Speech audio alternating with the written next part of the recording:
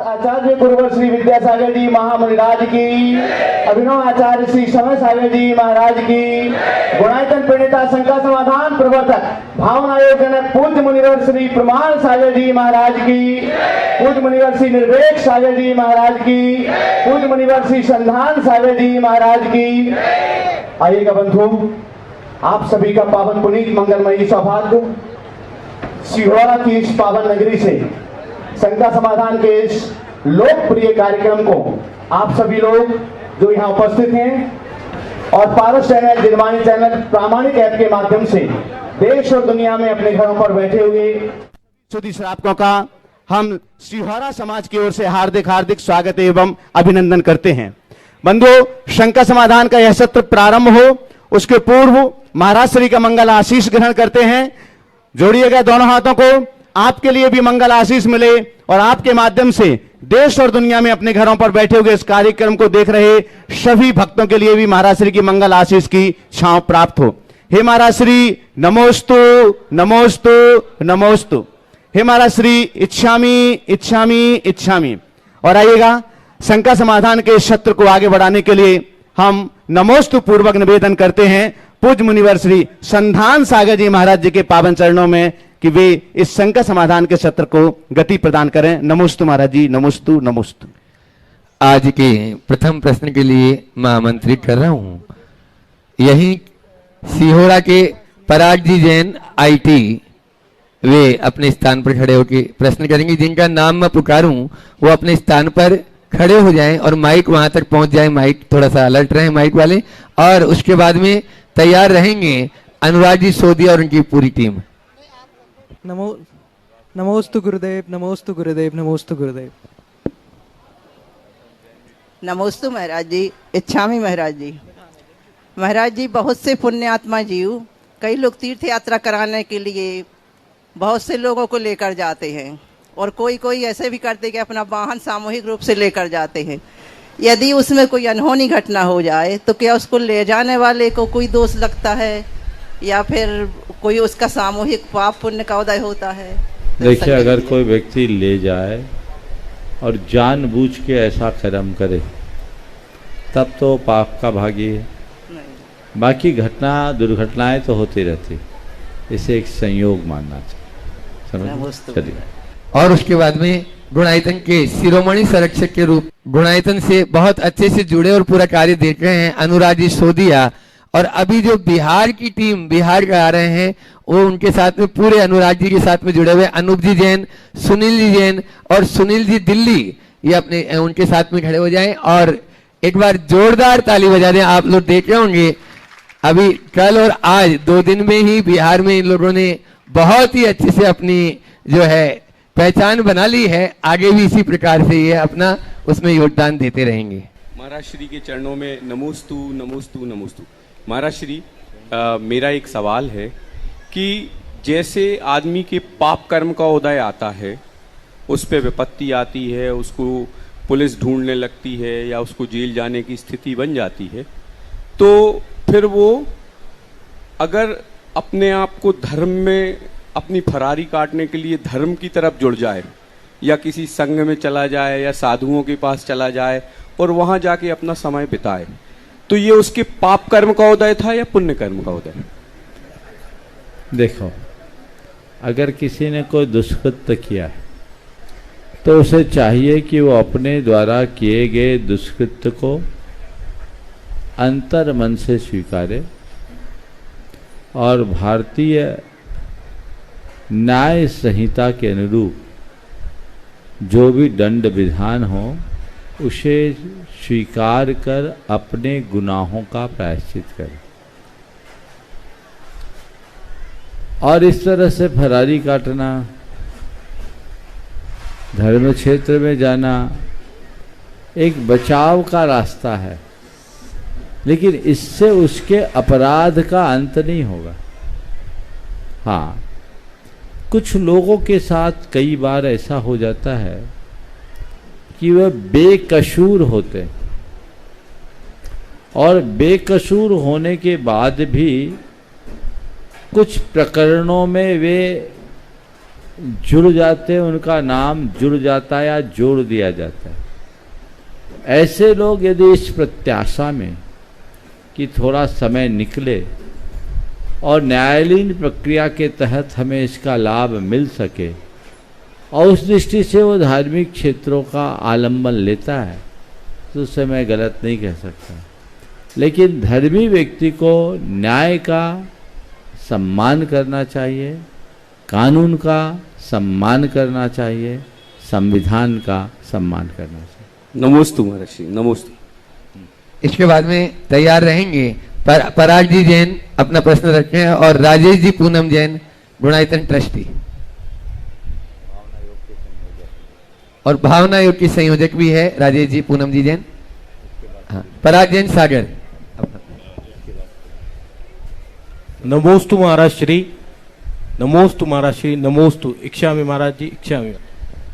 महाराज जी, मेरा प्रश्न यह है कि चौका कई लोग साधु का मुख देखकर लगाते हैं कि बड़ा साधु है, तो लोहे सब नमो लोहे सब साहुरम का क्या मतलब हुआ? माता जी के लिए कम चौके लगते हैं, महाराज जी के लिए ज्यादा लगते हैं, मतलब साधु का चेहरा देख के चौका लगाते हैं लोग। देखो, ऐसा है, आप श्रावकों का एक कर्तव्य है कि साधुओं की समुचित परिचर्या करें, और कोई भी साधु हो आप उनका सत्कार करें, उनके आहार विहार की एकदम अनुकूल व्यवस्था करें।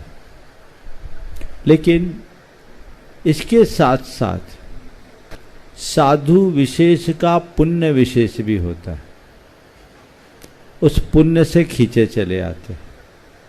आज सुबह जब मैं बिहार कर रहा था, मेरे साथ लगभग 200 लोग होंगे। एक ने मुझसे सवाल किया, महाराज हम जो अभी आपके साथ चल रहे हैं, ये पिछले पुण्य के कारण चल रहे हैं या अभी चलने से पुण्य जोड़ने का पुरुषार्थ कर रहे हैं? मैंने कहा कोई पिछला पुण्य था तो तुम्हारी बुद्धि हुई, चल रहे हो सो पुण्य जोड़ने का पुरुषार्थ तो है ही, लेकिन इन सब में बड़ा कारण ये है कि मेरा इतना पुण्य है कि तुम मेरे पीछे चल रहे हो। अगर मेरा पुण्य छीन होता तो तुम बुलाए बुलाए भी नहीं आते, समझ गए? इसलिए न तो साधुओं को इस बात को लेकर मन में किसी प्रकार का अभिमान अथवा मलाल करना चाहिए। मेरे साथ बहुत आ रहे हैं सो उनको अभिमान नहीं करना चाहिए, और कोई नहीं आ रहा है तो मलाल नहीं रखना चाहिए, और नहीं श्रावकों को इन सब बातों से विक्षुब्ध होना चाहिए। सब तरह के लोग होते हैं, कुछ होते हैं सदाबहार और कुछ ऐसे होते हैं जो पानी गिरने पर ही अपना हरा रंग दिखाते हैं। तो सदाबहार लोग कम हैं और बरसात में हरा रखने बनने वाले ज़्यादा हैं, तो क्या करोगे? व्यवस्थाएं सबकी। ओ राजेश पूनम जैन पूना गुणायतन ट्रस्टी भावना के जो है जुड़े हुए, और साथ में अब इसके बाद में प्रशासन और शासन यहाँ पर है, वे तैयार रहेंगे सभी लोग। नमोस्तु गुरुदेव। गुरुदेव, समर्थन और विरोध विचारों का हो सकता है, परंतु व्यक्तियों के बीच नहीं होना चाहिए। परंतु व्यवहारिक जीवन में हम अक्सर विरोध व्यक्तियों के साथ कर लेते हैं या समर्थन व्यक्तियों का करते हैं। तो महाराज जी, मेरा प्रश्न ये है कि यह मतों का भेद, मन का भेद नहीं बने, उसके लिए हम कैसे जागरूक रहें और हमें क्या करना चाहिए? पहले तो मैं चाहूँगा एक बार राजेश भाई का जोरदार अभिनंदन करें। आप देख रहे हैं इतनी सी उम्र में ये 2 प्रतिमा के व्रत का पालन कर रहे हैं, और गुणायतन से तो ये संबंध है ही।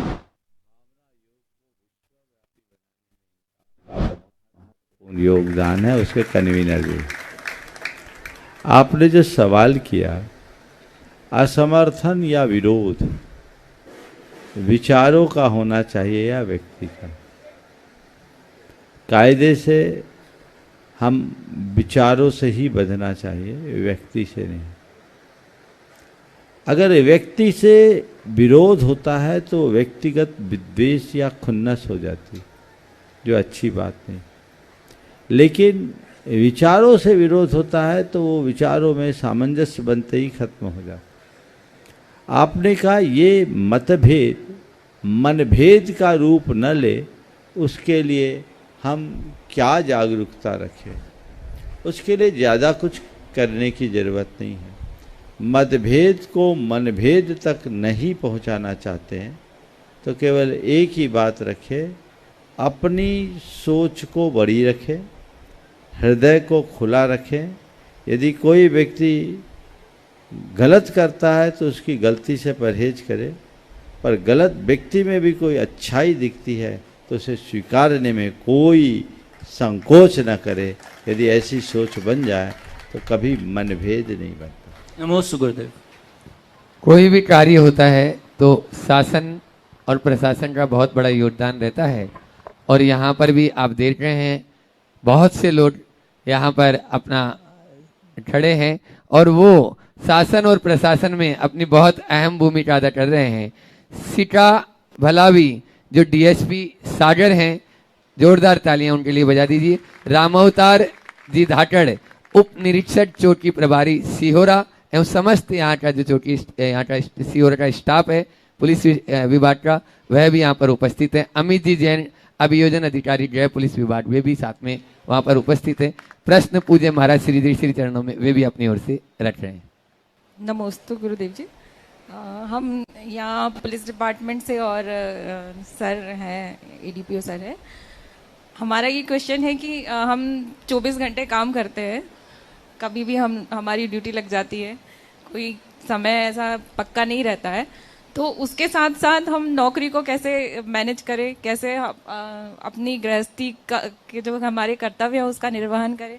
खास करके महिलाओं, हमारे पास महिलाएं भी हैं और महिला पुलिस अधिकारी है, तो महिला पुलिस अधिकारी भी ये कैसे अपने घर को और अपने बच्चों को और नौकरी को मैनेज करे, इतना मार्गदर्शन दीजिए। देखिए, ये बहुत ही अच्छी बात है कि आज महिलाओं में काफ़ी प्रगति हुई है और हर क्षेत्र में वो पुरुषों के समान बराबरी से अपनी भागीदारी सुनिश्चित करती जा रही है। पुलिस जैसे विभाग में महिलाओं का आना और अच्छी बात है, लेकिन पुलिस का विभाग एक ऐसा विभाग या किसी भी प्रशासनिक क्षेत्र का जहाँ 24/7 काम होता है, काम का प्रेशर भी होता है, और ये विभाग ही ऐसा है क्योंकि आपके कंधों पर पूरे समाज की सुरक्षा का दायित्व है, उसको आपको निभाना ही है। लेकिन इन सब के साथ व्यक्ति अपना परिवार भी देखेगा, क्योंकि कोई भी अगर किसी प्रकार की सेवा या नौकरी कर रहा है तो उसका मूल उद्देश्य तो उसके पारिवारिक दायित्वों को पूर्ण करना है। उस समय बहुत दुविधा होती ही है जब परिवार और बच्चों के साथ आप लोग सही तालमेल नहीं बिठा पाते। इसके लिए मैं 2 सॉल्यूशन दूंगा। पहले तो उनके परिवार के सदस्यों को, और दूसरा आज के सिस्टम को। अगर किसी के परिवार में कोई इस तरह की सेवाएं दे रहा है तो परिवार के अन्य सदस्यों को चाहिए कि वे उनकी जिम्मेदारी को खुद स्वीकार करे और उनके कार्यों का कुछ भार उठा ले, ताकि वे निश्चिंतता से काम कर सकें। दूसरा, सिस्टम को इस पर विचार करना चाहिए कि हम जिनके कंधों पर ये दायित्व सौंप रहे हैं उनके साथ कुछ ऐसा हो और संख्या बल इतनी बढ़ जाए, जैसे बहुत सारे विभागों में शिफ्ट रहते हैं, क्या इन विभागों में नहीं हो सकता? अगर ऐसा सुनिश्चित हो जाए तो बहुत बड़ा परिवर्तन हो सकता है। हमारे जितने भी उद्योग हैं 24 आवर चलते हैं, इंडस्ट्रीज 24 आवर चलते, तो वहाँ पर क्या होता है, सिस्टम में सब शिफ्ट बना रहते हैं, शिफ्ट बनी रहती है, शिफ्ट के तहत काम हो। क्यों ना ये तो मानवीय दृष्टि से भी न केवल पुलिस का विभाग, सब विभागों में व्यक्ति के ऊपर उतना ही वजन लादना चाहिए जितने को वो संभाल सके। जैन धर्म में एक शब्द आता अति भारारोपण, वो किसी के ऊपर नहीं होना चाहिए, ये एक प्रकार की हिंसा है, बल्कि अमानवीयता भी।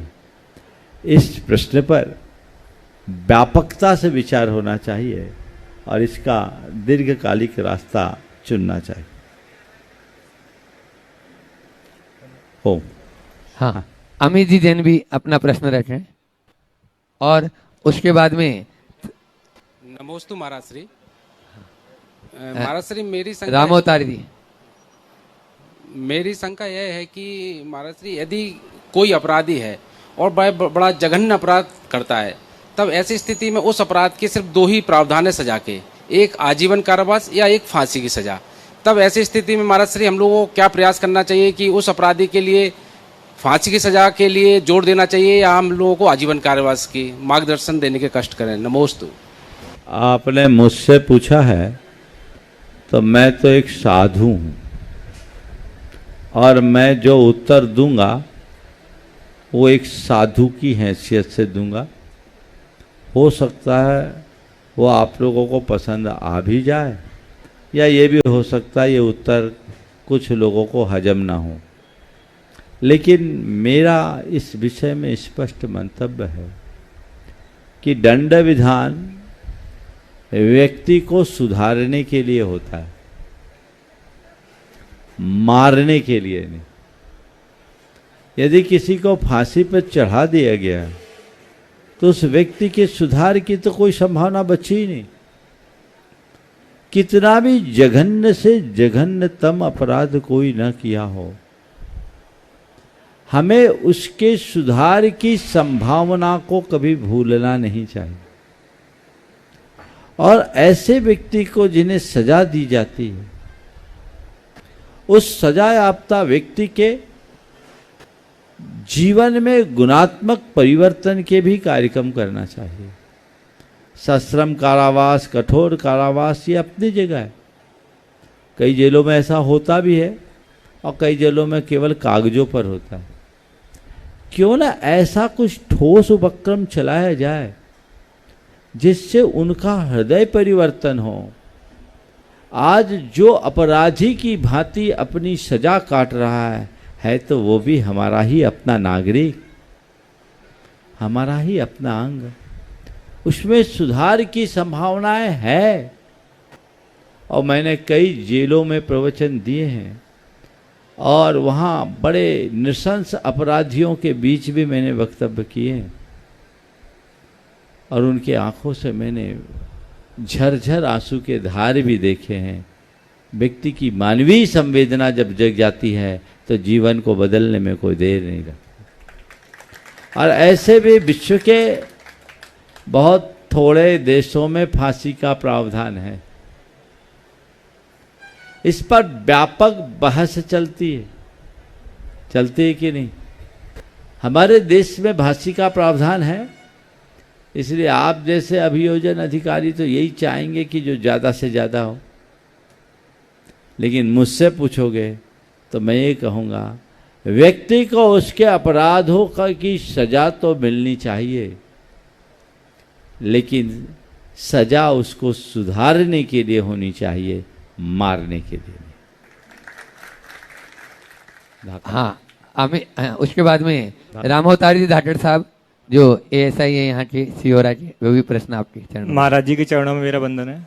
महाराज जी, मेरा प्रश्न ये है, कानून व्यवस्था ड्यूटी के हेतु हम लोग कभी कभार बल प्रयोग करते हैं और जाने अनजाने में वो बल जो है किसी ऐसे इंसान को चोट पहुंचा देता है जिसने जो अपराध नहीं किया हो, तो उसका परिणाम जो है पाप पुण्य वो किसके खाते में जाता है? देखिए, बल प्रयोग आपको करना पड़ता है, आपकी मजबूरी है और इसमें आपकी कुशलता है कि आपका जो बल प्रयोग है वो बेकसूर व्यक्तियों पर ना हो, टारगेट पर हो। फिर भी यदि चूकवश होता है तो इससे मैं पाप का कारण नहीं कहूँगा, क्योंकि पुण्य पाप या हिंसा अहिंसा का संबंध क्रिया से नहीं, विचारों और इरादों से ज़्यादा। तो यदि किसी को आपने इरादतन टारगेट बनाया तो निश्चित आप उसके भागीदार होंगे। लेकिन कोई आपके प्रकोप का शिकार बन गया तो ये एक दुर्घटना है, हमें इसका ध्यान रखना चाहिए। मुझे जहाँ तक जानकारी है आप लोगों को ऐसी ट्रेनिंग भी दी जाती कि नहीं? और अपराधी पर बल प्रयोग करते समय भी आप लोगों की कोशिश यही रहती है कि चोट तो लगे पर गंभीर चोट ना लगे, है ना? तो बस इस बात का ध्यान रखें कि गेहूं के साथ घुन पिसे नहीं, बच जाए और कदाचित लगे भी तो मिटे नहीं। इतनी बात अगर अपना ले तो कोई कठिनाई नहीं। जी मैम। आज विदिशा से यहाँ पर बसंत जी जैन जो ट्रस्टी हैं गुणायतन के, और साथ में ही सनत जी जैन, गौरव जी जैन, संजय जी भंडारी उनके साथ में ही रहेंगे। आगामी 3 तारीख से 8 जून तक पूज्य महाराज श्री जी के सानिध्य में वहाँ उस धरा पर पंच कल्याण होने जा रहा है। और बसंत जी अपना संजय जी अपना प्रश्न पूज्य महाराज श्री चरणों में रखें। महाराज श्री तीनों महाराज जियों को त्रिवार नमोस्तु, सभी साधुओं को इच्छामी महाराज जी। महाराज जी, मेरी शंका बहुत समय से एक ये है कि मैं एक ऐसे व्यवसाय से जुड़ा हूँ जिसमें कि वेयर हाउस बनाने की बहुत संभावनाएं आई कई बार मेरे सामने, पर पता नहीं क्यों मेरा मन नहीं बोला उसको करने के लिए, तो हट गया। बहुत बड़ी बड़ी अपॉर्चुनिटी आई पर मैं पीछे हट गया। तो ये समझना था कि वेयर हाउस का बिजनेस उपयुक्त है कि नहीं, व्यवसाय के रूप में करना चाहिए कि नहीं, क्योंकि उसमें दवाई कीटनाशक का बहुत उपयोग करना तो पड़ता है महाराज जी। देखिए, भंडारण अगर नहीं होगा तो आपूर्ति कैसे होगी?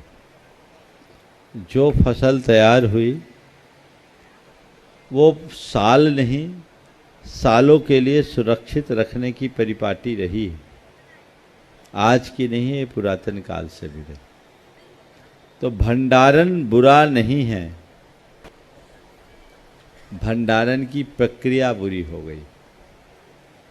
पुराने ज़माने में जो अनाज का स्टोरेज किया जाता था वो बंडा बना करके किया जाता था, भूमिगत होता था और वो पूरी तरह से प्रिजर्व रहता था। अनाज का रंग भी नहीं बदलता था और किसी तरह के प्रिजर्वेटिव डालने की जरूरत ही नहीं पड़ती थी। हाँ, नेचुरल था। भूसे के दीवार बनाकर उसके अंदर डालकर उसको पैक कर दिया जाता था। आजकल प्रक्रिया बदल गई, अब बड़े बड़े वेयर हाउसेस बनने लगे और उसमें कीटनाशकों का प्रयोग किया जाने लगा। उस कीटनाशक के प्रयोग के 2 दुष्परिणाम सामने आते हैं।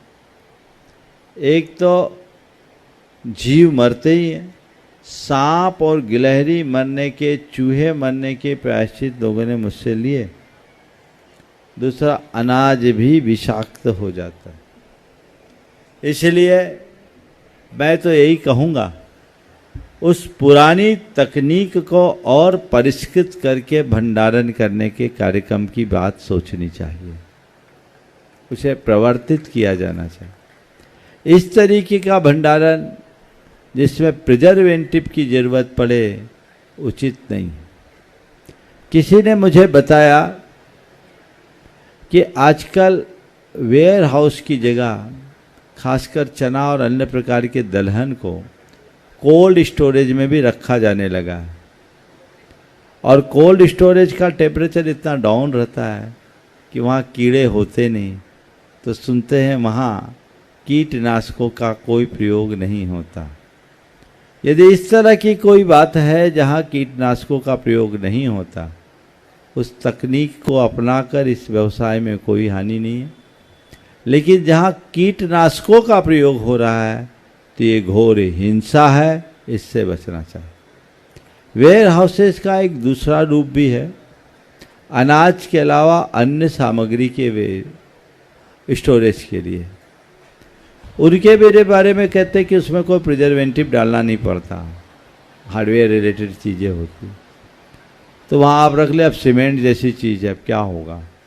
टीवी, कूलर, फ्रिज है, उसको कौन बिगाड़ेगा?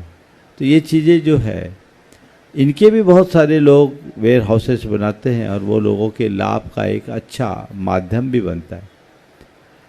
तो जिनको भी इस तरह के व्यवसाय से जुड़ना है, वे इस बात पर बिल्कुल गंभीरता से विचार करें कि मेरे इस व्यवसाय में कहीं हिंसा तो नहीं हो रही।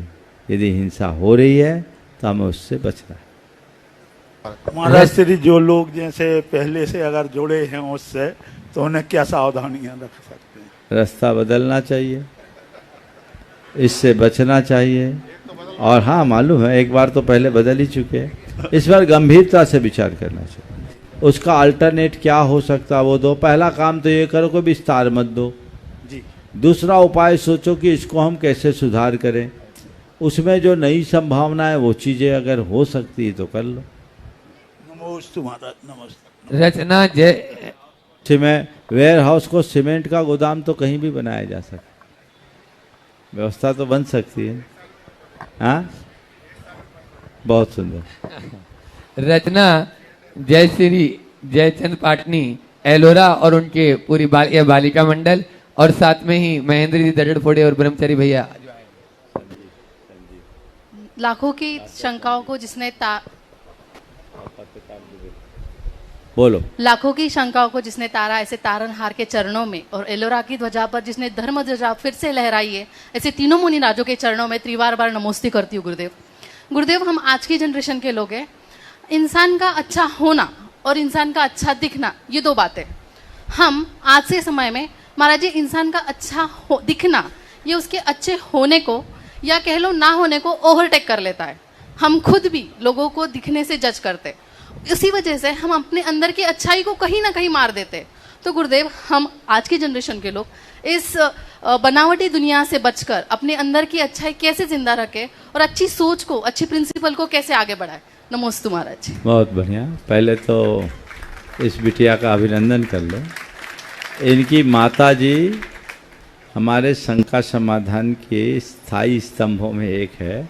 आप लोग अक्सर ऑनलाइन प्रश्नों में जयश्री जयचंद पांडे सुनते होंगे ना, पाटनी। हाँ। ये उनकी ही बेटी है। महाराज जी, मम्मी की तरफ से बहुत बहुत बहुत अच्छा सवाल है। इनके प्रश्न बहुत अच्छे होते।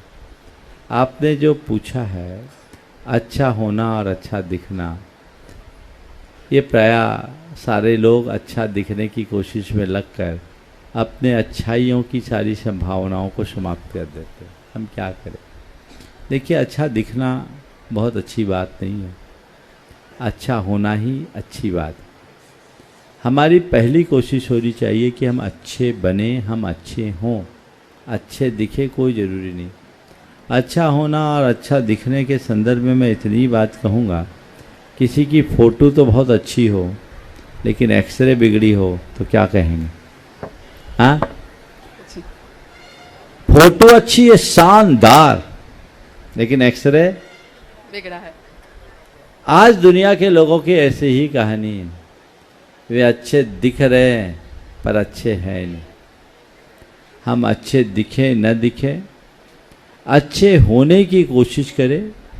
और तुम्हारे जैसे युवाओं को मैं यही कहूँगा, अपनी पूरी कोशिश अपने आप को भीतर से संवारने की करें। हम अपने व्यक्तित्व को विकसित करना चाहते हैं तो हमारा ये बाह्य व्यक्तित्व ही सब कुछ नहीं है, अंतरंग व्यक्तित्व ही असली व्यक्तित्व है। और ये स्थायी प्रभाव छोड़ता बाहरी व्यक्तित्व तो थोड़े देर में चला जाता है और फिर पोल खुल जाती है, अधिक समय नहीं टिकता। तो हम अपने इंटरनल व्यक्तित्व को सुधारें, अंदर की पर्सनालिटी को ठीक करें। वो तब होगा जब हम अच्छे विचार और अच्छे सोच रखें। अच्छे विचार और अच्छे सोच रखने के लिए 4 बातें सदैव ध्यान रखें। सबसे पहली बात, अच्छे लोगों की संगति करें।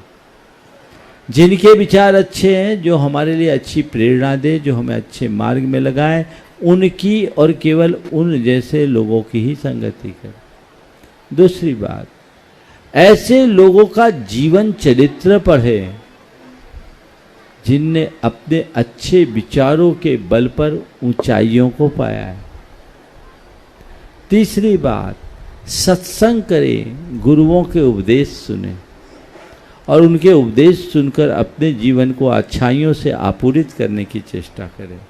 और चौथी बात, रोज अपना अंतरावलोकन करें, अपनी खूबियों और खामियों को देखें, मुझ में कितनी अच्छाई है और कितनी बुराई। लोग मुझे जिस रूप में देख रहे हैं या देखना चाहते हैं, वैसा मैं हूं भी कि नहीं। अगर मनुष्य ऐसी आत्म समीक्षा करना शुरू कर दे तो अच्छा बनेगा और जीवन आगे बढ़ेगा। नमस्ते महाराज जी, एक सिंपल सा क्वेश्चन है हम सब बच्चों का। महाराज जी, आपको क्या चीज़ इंस्पिरेशन करती है? आपको ना किसी नाम की, ना पैसे की, आपकी लाइफ के वैल्यूज अलग है, तो आपको क्या इंस्पिरेशन करता है इस जर्नी को आगे बढ़ाने के लिए? इतनी मेहनत करने की क्यों जरूरत है महाराज जी? आपको क्या मोटिवेट करता है जो आप इतनी मेहनत करते हैं हम सब लोगों के लिए? तो ये क्या है महाराज जी? मेरे मन में एक ही भावना रहती है कि मैं हमेशा खुश रहूं और आप सबको खुश देख सकूं। नमस्ते महाराज जी, नमस्ते महाराज जी, नमस्ते महाराज जी।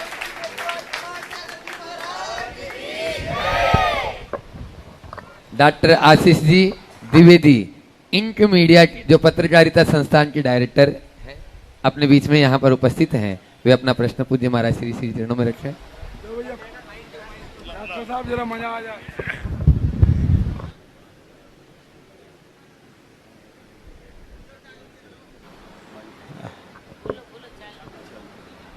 आचार्य श्री के चरणों में नमोस्तु नमोस्तु नमोस्तु।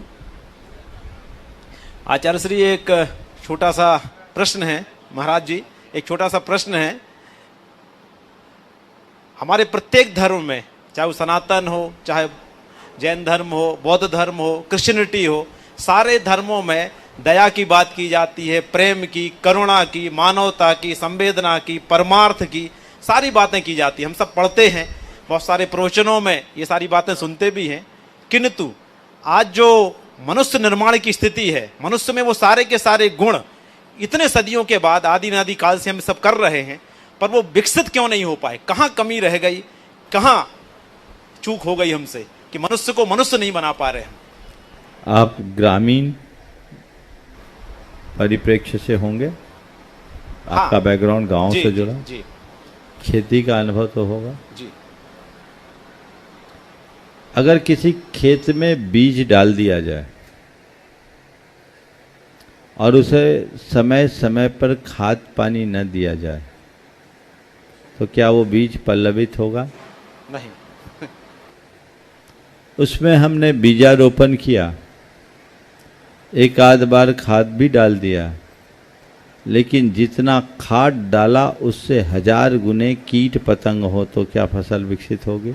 नहीं, बिल्कुल नहीं होगी ना जी। बस यही कहानी आज लोगों के साथ। हम लोगों के माध्यम से अच्छे बातों के का बीजारोपण तो होता है, पर उसमें निरंतरता कितने लोगों की होती है? उसको खाद पानी कहाँ मिलता है? इसकी जगह धर्म सभाओं में लोग 1 घंटे को आते और बमुश्किल पूरे देश में हो तो 1% लोग भी नियमित धर्म सभा में नहीं आते होंगे। बाकी 23 घंटे आप लोग क्या परोसते हो? बोलो क्या है? इतने सारे कीट पतंगे हैं, सब खा जाते हैं, सत्यानाश हो जाता बीज का भी। बता रहा हूं, बीज का भी सत्यानाश हो जाता है। तो इसका एक ही समाधान है, ये फसल लहलहाते रहे, ये आप जागरूकता रखें और उस बीज को निरंतर खाद पानी मिले और ये कीट पतंगों का प्रकोप ना हो पाए। समझ गए? उन कीट पतंगों से बचे और खाद पानी डालते रहें। जो बचा लेते, आज देखिए उनकी फसल कैसे लहलहा रही है, और जो नहीं बचाते उनकी दुर्दशा हम सबके सामने। महाराज जी महाराज। संजीव, डॉक्टर संजीव जी अपने बीच में, जो BHU में लाइब्रेरियन के रूप में पदस्थ हैं और अभी हरि सिंह गौर विश्वविद्यालय में आ चुके हैं, ऐसे लाइब्रेरियन संजीव जी जैन, वे भी अपना प्रश्न पूज्य महाराज श्री जी से। नमोस्तु गुरुदेव। जैन धर्म में देव शास्त्र और गुरु की महिमा बताई गई है। हम देव और गुरुओं के प्रति तो काफ़ी श्रद्धावान हैं, लेकिन जब शास्त्रों की बात आती है तो शुद्ध पंचमी और पर्युषण पर्व तक ही हम शास्त्रों की देखभाल करते हैं। जैन ग्रंथों में जो रहस्य छुपे हुए हैं उनका प्रॉपर डॉक्यूमेंटेशन ना होने के कारण हमें वह चीज़ें नहीं आ पा रही हैं। गुरुदेव, आपकी प्रेरणा से, आपके आशीर्वाद से, आपने जो 2 साल पहले मुझसे कहा था, मैंने 20 छात्रों की एक टीम तैयार की है इसके लिए। लेकिन दुख ये होता है कि मान लीजिए हम किसी जैन ग्रंथ भंडार या मंदिरों में सिर्फ इसके लिए जाते हैं कि सिर्फ हमें उसकी बिब्लियोग्राफिकल डिटेल दे दीजिएगा, तो उस पर भी कुछ लोग तैयार नहीं होते, कुछ लोग तो हो जाते हैं। तो इस काम को आगे बढ़ाने के लिए आपका मार्गदर्शन और आशीर्वाद चाहिए। पहले तो मैं चाहूँगा डॉक्टर संजीव और उनके साथ दुबे जैन का जोरदार अभिनंदन करें। डॉक्टर संजीव जैन संस्कृति को आगे बढ़ाने में बहुत सचेत रहे हैं और दुबे साहब को तो आपने अभी सुना ही। मैंने सुना है कि वह पत्रकारों की बहुत अच्छी पौध तैयार कर रहे हैं। मैं उनसे अपेक्षा रखूँगा ऐसी पौध तैयार करें जो स्वस्थ पत्रकारिता का स्वरूप विकसित कर सके। इसकी समाज को बहुत ज़रूरत है। आपने जो सवाल किया कि हम मूलभूत जैन पांडुलिपियों को या जैन ग्रंथों को कैसे संरक्षित करें, हम देव शास्त्र गुरु की पूजा करते हैं। शास्त्रों का संरक्षण हमारी जिम्मेदारी है। हमें उसे प्रमुखता से अपनाना चाहिए और उसे संरक्षित करना ही चाहिए। और इस पर केवल अर्घ्य चढ़ाने से काम नहीं होगा, उसे हमें सुरक्षित रखें। मंदिरों के ग्रंथ भंडारों को अच्छे से संरक्षित करें, पहला काम, और उनकी देखभाल करें। कई जगह लोग प्रिजर्वेंट उनको सुरक्षित संरक्षित करने के लिए भी सही तरीका न जानने के कारण बड़ा गड़बड़ कर लिए। जैसे लोगों के द्वारा एक भूल हुई लेमिनेशन करने के लिए। लेमिनेशन करने की कोशिश में पूरे के पूरे हमारी बहुत सारी पांडुलिपियाँ नष्ट हो गई। तो सबसे पहली सलाह तो मैं पूरे देश भर के लोगों को दूंगा कि यदि आपके किसी भी जिलालय में कोई प्राचीन पांडुलिपि है तो आप उसे सही तरीके से संरक्षित करें, सही तरीके से संरक्षित करें, और वो संरक्षण ऐसा हो जो दीर्घ काल तक चल सके। उसके विशेषज्ञों से राय लें। हमारे देश में अनेक पांडुलिपि संरक्षण संस्थान हैं, उनसे संपर्क करें। दूसरी बात, आज उनका सबका डिजिटलाइजेशन करने की जो प्रक्रिया है, यदि कोई डिजिटलाइज करता है तो ये भी हम दीर्घ काल तक उन्हें संरक्षित कर सकते हैं। हमें ऐसे लोगों को सहयोग करना चाहिए। और जो लोग डिजिटलाइजेशन के लिए जा रहे हैं उनको पहले अपनी प्रामाणिकता प्रस्तुत करनी चाहिए, क्योंकि इसमें कई लोगों ने बहुत चालबाजियाँ की है, इसलिए रेपुटेशन खराब हो।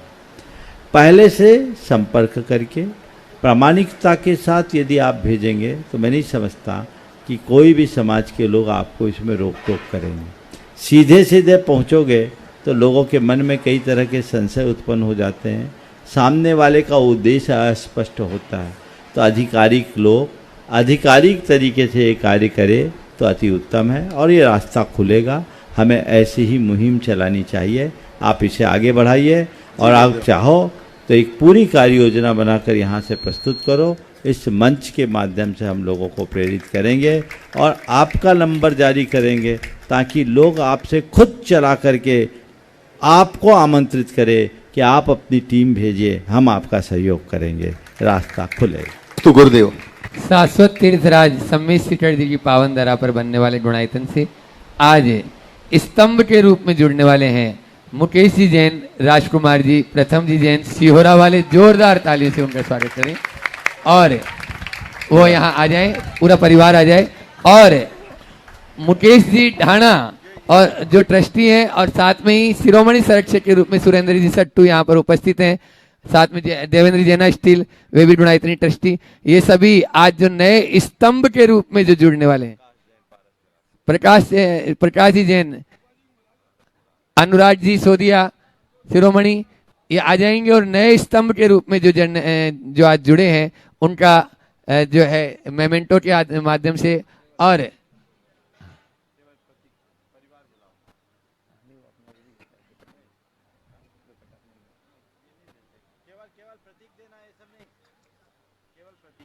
हाँ, और वो अपना प्रश्न भी पूज्य महाराज श्री जी चरणों में रखेंगे। उसके बाद में सिहोरा के सरपंच साहब भी यहाँ पर उपस्थित हो चुके हैं और साथ में पूर्व सरपंच भी यहाँ पर हैं, वे भी अपना प्रश्न महाराज जी करेंगे।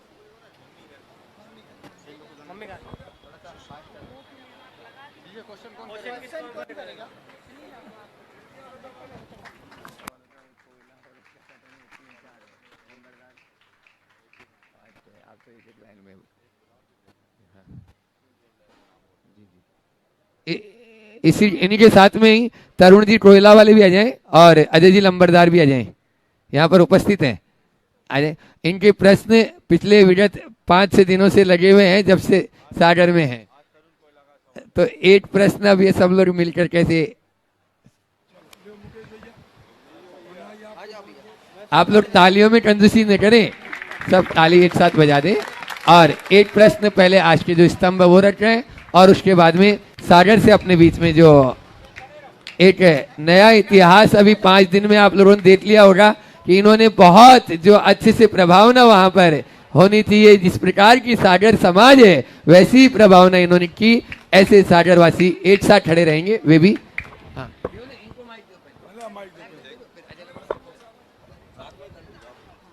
महाराज श्री नमोस्तु नमोस्तु नमोस्तु।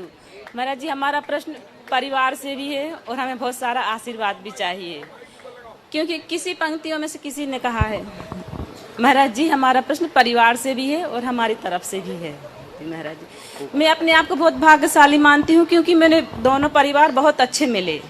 लेकिन किसी ने कहा है अब तक तो निभाया है, आगे भी निभा देना, जो बाग लगाया है कलियां भी खिला देना। बस महाराज जी, इसी के साथ से आपका मार्गदर्शन भी चाहती हूँ और आशीर्वाद। अपने अब तक के अनुभवों को हमेशा अपने जीवन में स्थायी बनाए रखना, आगे भी निपटा रहेगा और बाग खिला रहेगा। चलो नमस्ते। हाँ, तरुण जी कोयला और पूरी सागर की टीम है। उसके बाद टीम से एक सवाल वो से जो है आज बुला लो।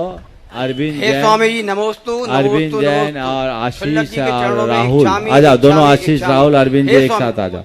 समय का अभाव है, पूरे सागर को एक ही प्रश्न मिल रहा है, जल्दी आ जाओ। नमोस्तु महाराज जी। महाराज जी, भैया का प्रश्न ये है, आज सभी परिवार को पूछने देना, जैसे तैसे तो नंबर लगा फिर रोएगा वो। आ जाओ। हे स्वामी जी नमोस्तु। मेरा प्रश्न ये है, आज के परिवेश में महाराज जी हर माँ बाप चाहता है कि अपनी बच्चियों का संबंध एकल फैमिली मिले या बच्चा एकलौता हो उस फैमिली में संबंध करना चाहते हैं, सामूहिक फैमिली में संबंध करने में संकोच करते हैं। तो इसमें हमें आपका चाहते हैं कि मार्गदर्शन मिले, एवं क्या करें कि जिसके 4 बच्चे हैं या 5 बच्चे हैं तो अलग अलग फैमिली कर दी जाए या बच्चों को अलग करके उनका संबंध कराया जाए। ये मैं आपका मार्गदर्शन चाहते हैं। देखो, इसके लिए कुछ नहीं। हाँ बोलो, जल्दी से बोलो, एक ही में उत्तर दे दूंगा। हाँ ओम। हेलो महाराज जी, इसी प्रश्न में जोड़ना चाहते हैं कि सभी लोग जो भी माताएं बहनें हम लोग संयोग समिति चलाते हैं, तो महाराज जी क्या होता है, जब हम पत्रिका लेने जाते तो जो लड़की भाग रहे तो उनका बहुत मुंह बनता है। सभी अपनी लड़कियों की शादी अमेरिका समझ गया। चलो आ रहा। देखो, सोच बदलने की जरूरत, और हम आप सबको एक सुझाव देते हैं, जिनका संयुक्त परिवार है या जिनके बहु संतान है, वो अपने प्रेम को, अपने आनंद को खूब जमकर प्रचारित करे ताकि लोगों को प्रेरणा मिले। हम लोगों की तरफ से एक कमी रह जाती, वो अच्छी बात का प्रचार नहीं होता, इसलिए ट्रेंड बन गया। आप सिहोरा वालों का नंबर आएगा। ट्रेंड बन गया है और लोग इस तरह की स्थितियां अपनाने लगे। इसलिए मैं सभी से चाहूँगा, संयुक्त परिवार या बड़ा परिवार में सुरक्षा है, आनंद भी। एकल में तो घोर अशांति और अव्यवस्था है। आप अगर चाहते हो कि मेरी बेटी ससुराल जाके टिके, तो ऐसे घर में बेटी दो जो घर टिका हुआ है। जिस घर में भरा पूरा परिवार है, 10-20 लोग आनंद से रह रहे, वो घर टिका हुआ है। और जिस घर में गिनती के 1, 2, 3, 2.5 सदस्य हैं, उनका आप क्या गिनोगे? और कुछ ऊपर नीचे हो गया तो परिवार ही उजड़ जाएगा। इसलिए उजड़े को नहीं बसे में बसाने की बात करें। महाराज जी जैन समाज। ओम अभी समय नहीं है ज्यादा, सुन ले ज्यादा।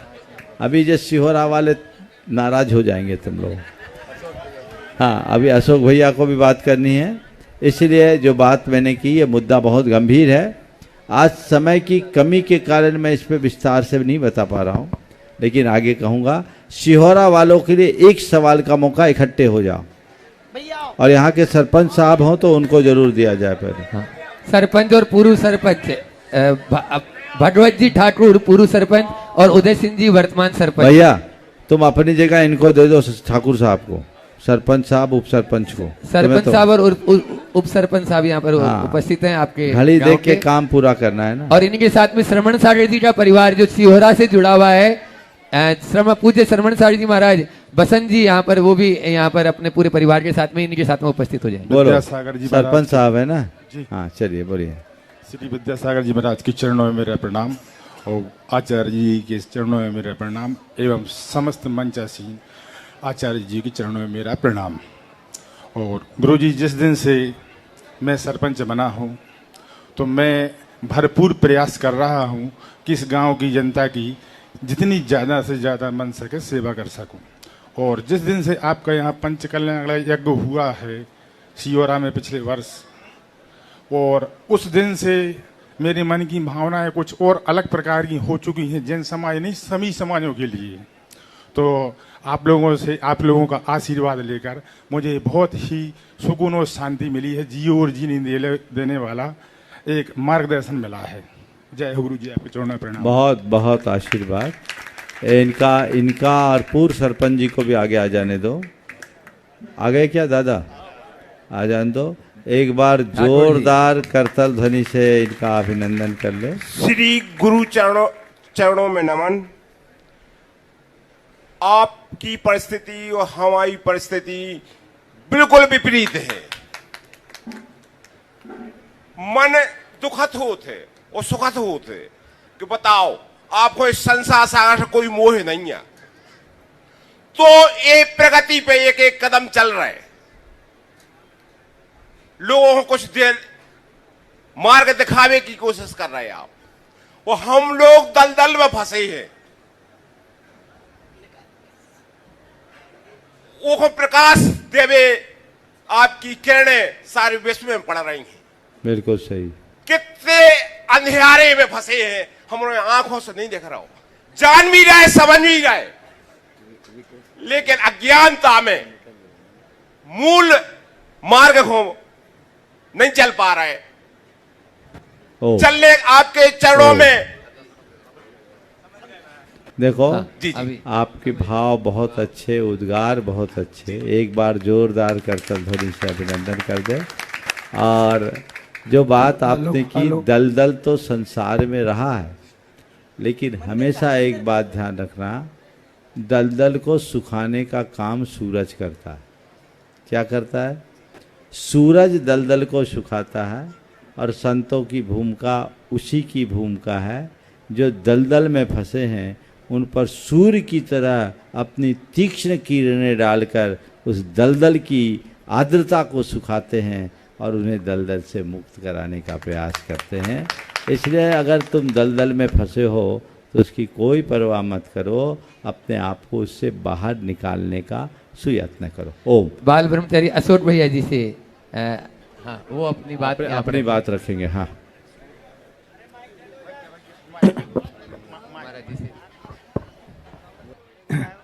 आइएगा बंधुओं, हम सभी का पावन सौभाग्य पूज्य महाराज श्री को आज तक आप सभी लोग अपने घरों पर टीवी के माध्यम से देखते थे। बहुत लंबे समय से सभी लोग पूज्य मुनिवर को शंका समाधान के श्लोक पर कार्यक्रम में टीवी के माध्यम से देखते थे। महाराज श्री गुरुचरणों की ओर आए, कुंडलपुर के बड़े बाबा, और बाद में आपका पुण्य जागा कि साक्षात जिनको आज तक आप टीवी में देखते थे, टीवी से बाहर निकल करके आपके नगरों में भ्रमण कर रहे हैं, पद विहार कर रहे हैं, और आप उनके चरणों में यह सौभाग्य प्राप्त कर रहे हैं। बंधुओं, कुंडलपुर के बड़े बाबा से लगातार पद विहार होते हुए पूज्य महाराज श्री का मंगल पदार्पण सिहोरा की इस पावन नगरी में हुआ है। आप सभी को विदित है, आचार्य भगवान के कृपा पात्र शीतलनाथ भगवान के 4 कल्याणकों से पावन पवित्र भूमि, अनेक अनेक जिनालय वहां पर निर्मापित हैं, लेकिन एक पाषाण का जिनालय, सर्वोत्तम सुंदरतम जिनालय मणिधर परिवार के द्वारा निर्मापित किया गया है। यह वह परिवार है जो महाराज श्री के श्री चरणों के अनन्य भक्त हैं। बहुत लंबे समय से उनकी इच्छा थी, भावना थी, बीच में प्रोग्राम बन गया। महाराज श्री ने कहा कि आप भगवान जी को संवेद शिखर जी ही लेकर के आ जाओ, हम वहीं पर प्राण प्रतिष्ठा करेंगे। लेकिन इस परिवार का इतना पुण्य कि भगवान तो संवेद शिखर नहीं गए, लेकिन महाराज श्री संवेद शिखर से विहार करते हुए ऐसा संयोग बना कि विदिशा नगरी पहुंच रहे हैं। आने वाली 3 जून से 8 जून तक पंचकल्याणक प्रतिष्ठा महामहोत्सव का पावन सानिध्य पूज्य महाराज श्री की सत्संग सन्निधि में सानंद संपन्न होने के लिए जा रहा है। और पंचकल्याणक प्रतिष्ठा महामहोत्सव के लिए लगभग तैयारियां वहां पर प्रारंभ हो चुकी हैं। आज समय कम है और जो परिवार है वह परिवार तो कर ही रहा है, लेकिन सकल दिगंबर जैन समाज विदिशा ही नहीं, आसपास की जो संपूर्ण जिला समाज है वह संपूर्ण समाज भी इस पंचकल्याणक प्रतिष्ठा महामहोत्सव में अपनी सहभागिता देने के लिए तत्पर है, तैयार है। बस प्रतीक्षा है तो महाराज श्री के पावन श्री चरणों की, कि महाराज श्री के पावन श्री चरण वहां पर पहुंचे और जल्दी से जल्दी पाषाण से परमात्मा बनने की मंगलमय यात्रा प्रारंभ हो। अभी आप भैया जी को सुन रहे थे, ये बहुत अच्छा सुयोग विदिशा में आने वाले 3 जून से 8 जून तक भव्य पंचकल्याणक की संपन्नता है। और ये बहुत अच्छी बात है कि एक परिवार ने अपने द्रव्य से मंदिर बनाया और पंचकल्याणक में पुण्यार्जन कर रहे हैं, लेकिन इसका आयोजक सकल जैन समाज विदिशा है और पुण्यार्जक मणिधर परिवार है। मैं पूरे जैन समाज विदिशा से कहूँगा, पूर्ण उत्साह और उमंग के साथ मिलजुल कर इस कार्यक्रम को अच्छा भव्याति भव्य रूप दे। और मणिधर परिवार से कहूँगा, जितनी उदारता से मंदिर बनाया उतनी ही उत्साह से पंचकल्याणक, उतनी ही उदारता से पंचकल्याणक करे और सबको उसमें सम्मिलित करने का अवसर प्राप्त करे। आज यहाँ सिहोरा में एक कार्यक्रम हुआ, कल का कार्यक्रम महाराज श्री आप सबको जल्दी से बता रहे। 30 सेकंड कल का जो है आहारचर्या और सुबह का प्रवचन बेलखेड़ी में और शाम का संकट समाधान बता दिया जाएगा। राहतगढ़ शाम का संकट समाधान वहीं होगा, शाम का संकट समाधान भी वहीं पर हो गया। और परसों राहतगढ़ में प्रवेश होगा। राहतगढ़ की यहाँ पूरी कमेटी यहाँ उपस्थित है, अध्यक्ष राजेश जी और सभी राहतगढ़ वासी अपने स्थान पर खड़े हो जाएंगे। वे भी प्रश्न रखना चाहते हैं, तापस जैन इंदौर वे भी प्रश्न रखना चाहते हैं, उन्हीं के साथ में खड़े हो जाएं। हाँ। सवाल के लिए समय तो पूरा हो गया है, सबका घर कहाँ तापस कौन है? हाँ, तापस जी। पूज्य गुरुदेव के चरणों में बारंबार त्रिवार नमोस्तु नमोस्तु नमोस्तु। हे गुरुवर, सकल दिगंबर जैन समाज राहतगढ़ करीब 30-29 साल से आपके लिए पलक पावड़े बिछाकर आपका इंतजार कर रही है। ओम ओम आ गया, घड़ी आ रही, तापस को दो जल्दी, पहुंचे रहे, राहत रखो। नमोस्तु महाराज जी। राहत तो मिल गई। नमोस्तु महाराज जी, मैं एक टीचर हूं और एक उज्जवल राष्ट्र के निर्माण के प्रति अग्रसर हूं। अभी जो माता पिता है वो मुझे बहुत दुख देते हैं, क्योंकि वो अपनी इच्छाएं बच्चों पर थोपते हैं और उनकी इच्छाएं और उनका पोटेंशियल देखते नहीं हैं। इसी कारण आप देखते हैं कि आजकल ज़्यादातर आपको बच्चे का कॉन्फिडेंस डाउन दिखता है और बच्चे ज़्यादातर सुसाइडल एक्ट की तरफ बढ़ते हैं। तो इसके लिए मैं चाहता हूं कि ऐसा टीचर हमें क्या करना चाहिए, आप मार्गदर्शन। बहुत अच्छा सवाल है और इस सवाल का उत्तर आज तो समय हो गया, रखो, कल देखो लोगों को दिखा देना, ऐसी व्यवस्था हो सकती है। चलिए सुन लो, 2-3 समय मेरे पास कम है, हालांकि 2-3 मिनट में मैं अपनी बात पूरी करूंगा। देखिए, ये एक बड़ा ज्वलंत प्रश्न है। माता पिता को एक बात ध्यान में रखना चाहिए कि आपके बच्चे वो आपके एसेट नहीं है। सबसे बड़ी भूल यह है कि माँ बाप अपने बच्चों को अपने एसेट मानना शुरू कर दिए। चीज़ें उनको थोपिए नहीं, उनको शारीरिक, मानसिक और भावनात्मक रूप से मजबूत बनाइए। उनकी परवरिश इस तरीके से कीजिए कि आपका बच्चा हर अर्थ में समर्थ बन सके। हाँ, जब तक बच्चा छोटा है तब तक आप उनके बारे में खुद सोचिए, लेकिन जैसे जैसे बच्चे की क्षमता विकसित हो रही है और वयस्क हो गया तो उसकी इच्छा, उसकी रुचि और अन्य बातों को समझते हुए उसके ऊपर भरोसा करते हुए से आगे बढ़ाइए। कदाचित बच्चों के साथ यदि ऐसा कुछ हो और बच्चों की बात अनुचित भी लगे तो उन पर अपनी बात थोपने की जगह उन्हें समझाने की कोशिश करें, उन्हें कन्विंस करें, तो उनका रास्ता बदल सकता है और बच्चे ज़्यादा निखर सकते हैं, ज़्यादा विकसित हो सकते हैं और उससे परिवार भी समर्थ हो सकता है। ओम शांति।